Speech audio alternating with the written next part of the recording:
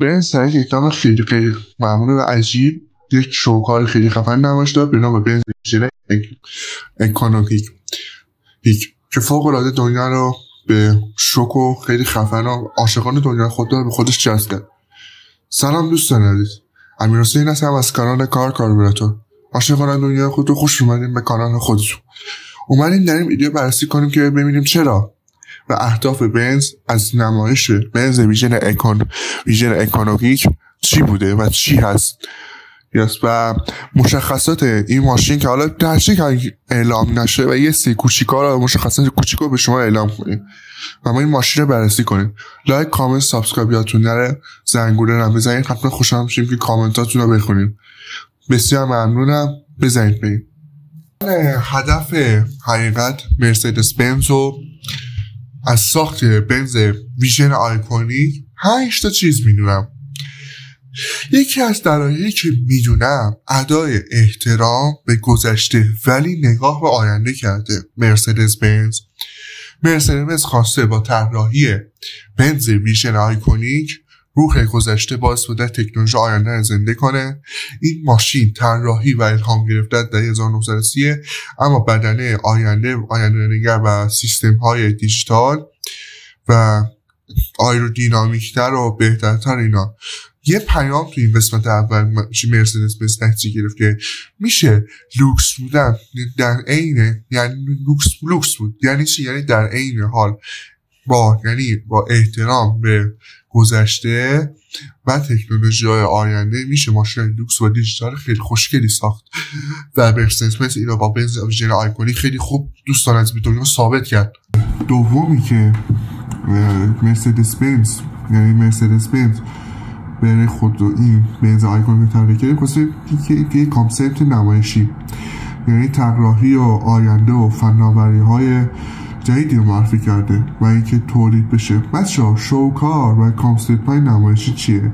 شرکت‌های خودروسازی برای اینکه بیان نشون بدن که چی مثلا نهایت تکنولوژیشون رو میخوام بیان نشون بدن، نه شوکار میده کانسپت نمایشی. مثلا یه زمانی مثلا پژو ایلیجر مثلا خیلی چون عاشق پژو هستید دارم میگم و مثلا ملت ایران و دوستان ایران خیلی عاشق پژو، حالا عاشق بی ام و هستن ولی پژو رو من میگم چون حقیقت فهمیدم عاشق پژو رو میگم.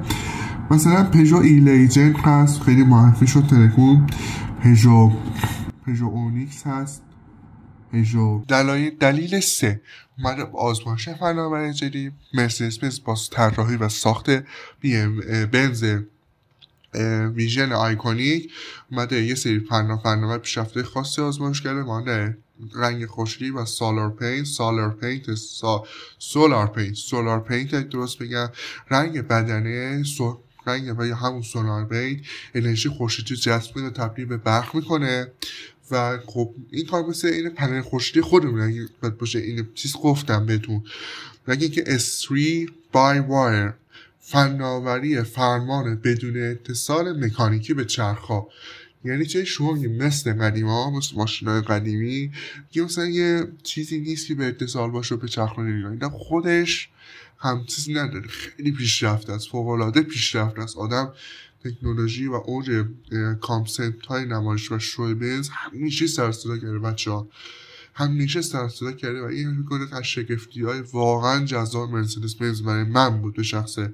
هوش نورمافیک یعنی نیورال ای آی، این هوش چیکار میکنه؟ پردازشش مثل مغز انسانه، خیلی پیشرفته است، مثل مغز انسان پردازشش و تو تصمیم گیری رانندگی به صورت یعنی میرن از بهتون بگم که این کار خب پردازش که مغز انسانه تو رانندگی خیلی تاثیر داره و خب هوش مصنوعی تصمیم میگیره.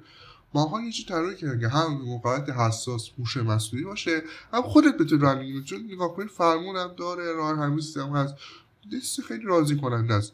داشبورد شیشه‌ای شنا یا فولتینگ گلاس پوینت نه کوکپیت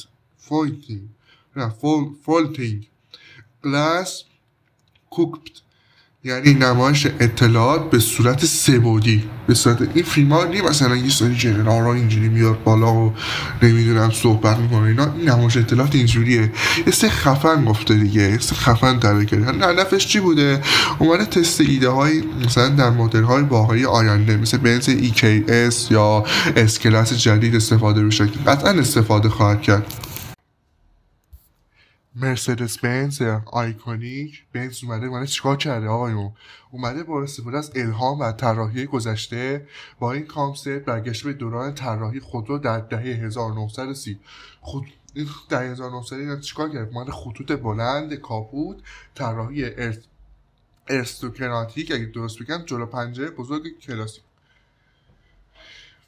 حالا من یک تکنولوژی‌های پیشرفته‌ای هم به کار برده در کنار طراحی زیبا و فناوری‌هایی که بنز آینده نگری نسبت داده، مثل فرمان استید بای رای، یعنی بدون اتصال فیزیکی کابین فرمان به چرخ.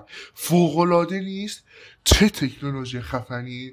حضرت عباسی اگر این کارو واقعا دلم میخواد این ماشین تست کنم، ولی حیف پولشو ندارم، هیچ کدوم پولشو نداریم.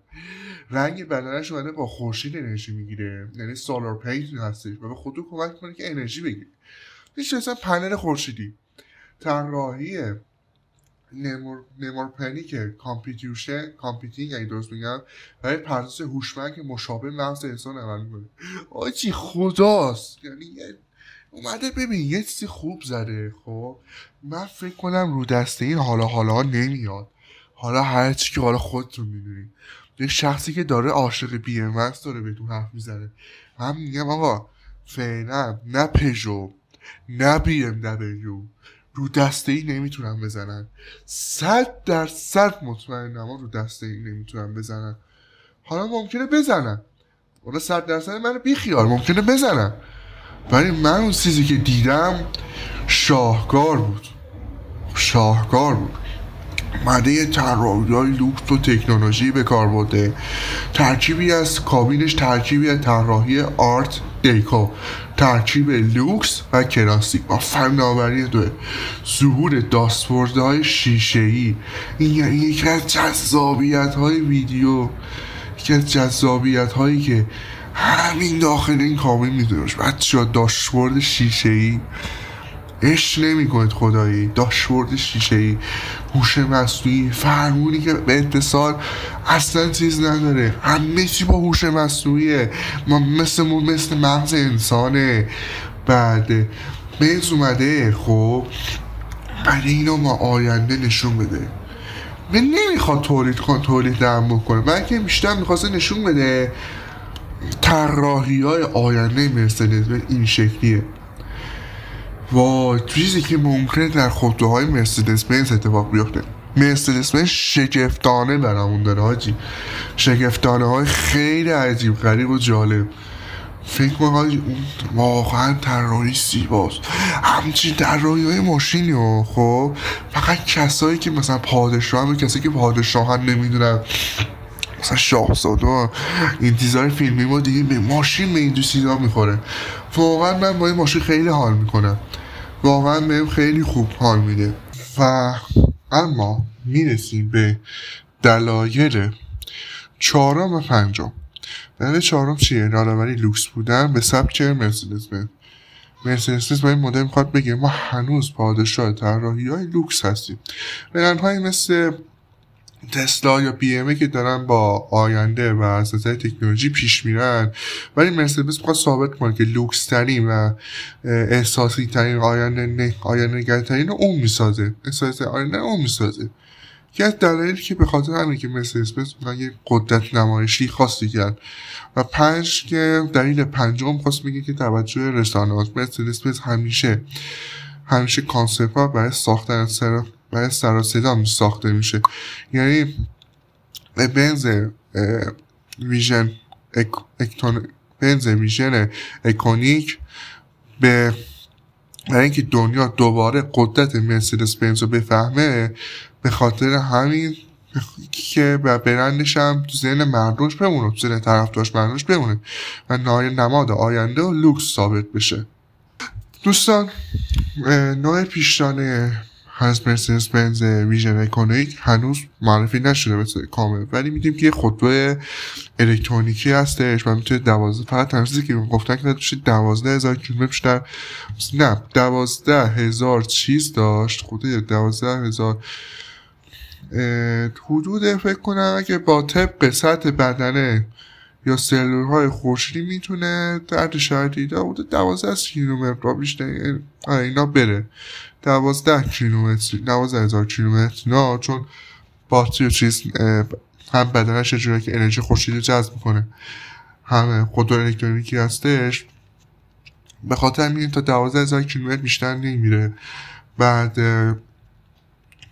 به خاطر همین آنترانتیز این هنوز اعلام نشده از مرسدس بنز. فقط میدونیم که یکی از قابلیت رانندگی خودکارش سطح 4 یعنی لول 4، یعنی میتونه تحت شرایط خاص ماشین کاملا خودکار حرکت کنه. خب دوستان مرسی که تا اینجا همراه بنده بودید، خیلی تشکر میکنم که ویدیو کامل نگاه کردید. لایک، ساب و کامنت یادتون نره، زنگوله هم بزنید حتما برای ویدیوهای بعدی دیگه میشم میاد اولین نفر شما باشید که نگاه میکنید. بسیار خوشحال میشم که کامنتاتون رو بخونم و باعث افتخاره. دوستون دارم، عاشقان دنیای خودرو. خدا نگهدار.